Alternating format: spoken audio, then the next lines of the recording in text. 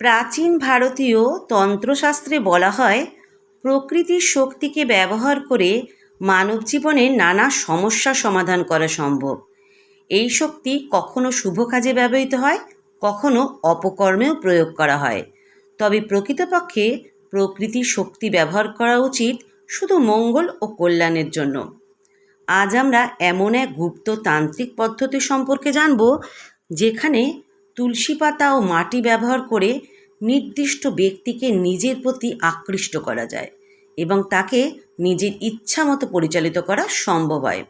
তবে এটি করার আগে কিছু গুরুত্বপূর্ণ বিষয় মাথায় রাখা দরকার। এক, এই পদ্ধতি কেবলমাত্র ইতিবাচক ও কল্যাণকর উদ্দেশ্যে ব্যবহার করুন। দুই, কারো ক্ষতি করার উদ্দেশ্যে ব্যবহার করলে তা আপনার ওপরই নেতিবাচক প্রভাব ফেলতে পারে। তিন, পরম বিশ্বাস ও নিষ্ঠার সঙ্গে এটি করতে হবে, নয়তো ফল মিলবে না। প্রকৃতির 5টি মৌলিক উপাদানের মধ্যে পৃথিবী ও উদ্ভিদ অন্যতম। মাটি ধারক ও পোষক শক্তির অধিকারী, আর তুলসী দেবী হলেন শুদ্ধতার প্রতীক। তুলসী দেবীর আশীর্বাদ এবং মাটির শক্তি একসঙ্গে মিশলে তা এক বিশেষ তান্ত্রিক শক্তিতে রূপান্তরিত হয়, যা মানুষের চেতনাকে প্রভাবিত করতে সক্ষম। এই শক্তির দ্বারা কি করা সম্ভব?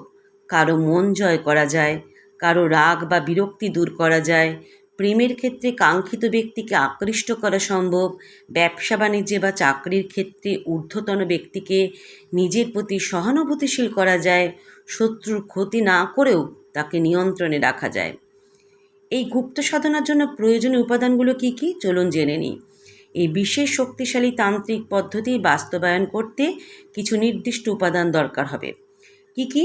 যেমন তুলসী পাতা 11টি, সতেজ এবং পূজিত তুলসী গাছ থেকে নেওয়াটাই শ্রেয়। 2 নম্বর হচ্ছে বিশুদ্ধ মাটি 1 মুঠো নিতে হবে। যদি সম্ভব হয় তাহলে যে ব্যক্তির পায়ের চিহ্ন রয়েছে এমন জায়গা থেকে সংগ্রহ করুন। 3 নম্বর একটা সাদা কাগজ লাগবে 1 টুকরো। 4 নম্বর কালো কলম, নতুন কলম হলে অতি উত্তম। 5 নম্বর গঙ্গাজল বা বিশুদ্ধ জল শুদ্ধিকরণের জন্য। 6 নম্বর একটি মাটির প্রদীপ ও সরিষার তেল। 7 নম্বর গোটা লবঙ্গ 3টি। 8 নম্বর গোটা গোলমরিচ 5টি। 9 নম্বর একটি ছোট সাদা কাপড় বা রুমাল। আর 10 নম্বর একটি লাল সুতো। এই বিশেষ শক্তিশালী পদ্ধতি শুক্রবার রাত বা পূর্ণিমা তিথিতে করলে সবচেয়ে ভালো ফল পাওয়া যায়। তবে মঙ্গলবার ও শনিবার করলেও কার্যকারিতা থাকে। সময় হিসাবে সন্ধ্যা 7টা থেকে রাত 12টার মধ্যে করা শ্রেয়। পূর্ণিমা তিথিতে করলে শক্তি দ্বিগুণ হয়। শুভ নক্ষত্র বা চন্দ্রগ্রহণের সময় করলে দ্রুত ফল মেলে। কাউকে দ্রুত আকৃষ্ট করতে হলে শুক্রবার মধ্যরাতে করুন। সাধনার সঠিক পদ্ধতি চলুন জেনে নেওয়া যাক। প্রথমে স্নান করে বিশুদ্ধ কাপড় পরুন। নির্জন ও শান্ত স্থানে বসুন, যেখানে কেউ আপনাকে বাধা দেবে না। সামনে একটি কাঠের পাটায় সাদা কাপড় বিছিয়ে তুলসী পাতা ও মাটি রাখুন। তার সামনে ধূপ জ্বালিয়ে পরিবেশ শুদ্ধ করে নিন। একটি সাদা কাগজ নিন এবং কালো কলম দিয়ে 3 বার কাঙ্ক্ষিত ব্যক্তির নাম লিখুন। নামের নিচে নিজের নাম লিখুন আর মনে মনে কল্পনা করুন ওই ব্যক্তি আপনার প্রতি আকৃষ্ট হচ্ছে এবং আপনার ইচ্ছা মতো চলছে। এই কাগজের চারপাশে তুলসী পাতা রাখুন। এবার তুলসী পাতার উপর হাত রেখে এই তান্ত্রিক মন্ত্রটি 11 বার জপ করুন। ওম নমো ভগবতে বাসুদেবায় তুলসী দেবী মহাশক্তি মম বাসম করু সাহা। সঙ্গে ব্যক্তির নাম নিতে কিন্তু একদম ভুলবেন না। আবারও বলছি, ওম নমো ভগবতে বাসুদেবায় তুলসী দেবী মহাশক্তি, তারপর ব্যক্তির নাম নেবেন, তারপর বলবেন মম বাসম করু সাহা। প্রত্যেকবার মন্ত্র উচ্চারণের সময় তুলসী পাতায় হালকা ফু দিন এবং নিজের ইচ্ছার কথা মনে মনে বলুন। এবার যে মাটি সংগ্রহ করেছেন সেটিকে তুলসী পাতার সঙ্গে মিশিয়ে হাতে নিন। গোলমরিচ ও লবঙ্গ মাটির মধ্যে রাখুন এবং ভালোভাবে মিশিয়ে নিন। মনে মনে কল্পনা করুন যাকে আপনি নিয়ন্ত্রণ করতে চান সে আপনার কথা শুনছে এবং আপনার প্রতি আকৃষ্ট হচ্ছে। মাটির প্রদীপে সরিষার তেল দিয়ে লবঙ্গ সহ জ্বালিয়ে দিন।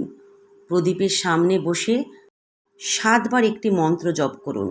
মন্ত্রটি হল ওম হ্রিং ক্রিং ফট স্বাহা। এরপর মাটি ও তুলসী পাতার মিশ্রণটি ছোট কাপড়ে পুঁটলি করে রাখুন। যদি সম্ভব হয় এটি আপনার কাঙ্ক্ষিত ব্যক্তির চলার পথে রেখে দিন বা তাকে কোনোভাবে দিন। না পারলে নিজের কাছে গোপন স্থানে রেখে দিন। সাধারণত 7 দিনের মধ্যে ফল পাওয়া শুরু হয়। কাঙ্ক্ষিত ব্যক্তি যদি অপ্রত্যাশিতভাবে যোগাযোগ করে তাহলে বুঝতে হবে যে সাধনা সফল হচ্ছে। যদি ফল না আসে তাহলে নতুন চন্দ্রমাসে আবার করুন। এটি কেবল ভালো উদ্দেশ্যে ব্যবহার করুন, অন্যথায় কার্মিক প্রতিক্রিয়া হতে পারে। তুলসী পাতা মাটি সংগ্রহের সময় পবিত্রতা বজায় রাখুন। নারীরা ঋতুস্রাব চলাকালীন এই সাধনা করবেন না। মন্ত্র উচ্চারণের সময় ভুল উচ্চারণ করবেন না। এই গুপ্ততান্ত্রিক পদ্ধতি প্রকৃতির শক্তিকে ব্যবহার করে করা হয়, যা যদি সঠিকভাবে করা হয় তবে এটি আশ্চর্যজনকভাবে ফল দিতে পারে। তুলসী দেবীকে বৈষ্ণবতন্ত্রে অত্যন্ত শক্তিশালী বলে মনে করা হয় এবং তার আশীর্বাদ থাকলে কোনো কাজই অসম্ভব নয়। সাধনার পর তুলসী দেবীকে কৃতজ্ঞতা জানাতে ভুলবেন না। শুধু শুভ কাজে ব্যবহার করুন, তাহলেই জীবনে সাফল্য পাবেন। আর শেষে বলবো, এই ভিডিওটি যদি ভালো লেগে থাকে তাহলে অবশ্যই চ্যানেলটিকে সাবস্ক্রাইব করে পাশে থাকার অনুরোধ রইল।